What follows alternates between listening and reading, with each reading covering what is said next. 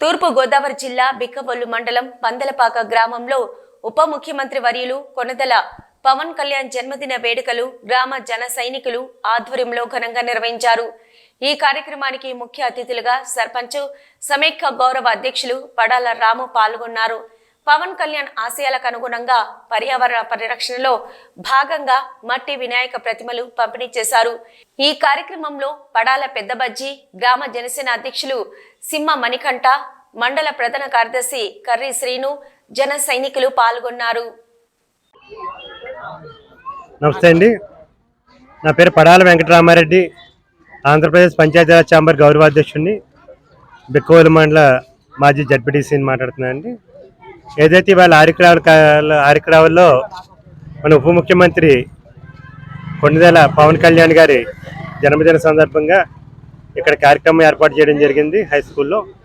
అలాగే స్కూల్లో ఏదైతే ఈ మొక్కలు నాటి కార్యక్రమం పర్యావరణానికి కళ్యాణ్ గారు మరి పర్యావరణ అటవీ శాఖ మంత్రి కాబట్టి పర్యావరణానికి సంబంధించి అటవీకి సంబంధించినటువంటి మొక్కలు స్కూల్కి ఉపయోగపడే విధంగా ఇక్కడ మొక్కలు నాటడం జరిగింది.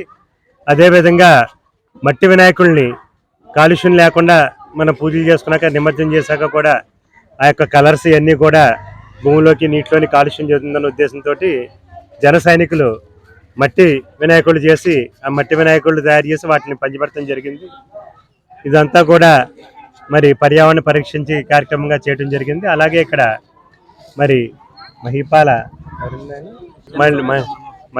మహిపాల చిన్నసూర్య గారి మనవడు మరి పిల్లలకి ఇక్కడ ఒక వాటర్ సంబంధించిన ఏదైతే యూనిట్ ఉందో ఆ యూనిట్ కూడా ఇవ్వటం జరిగింది.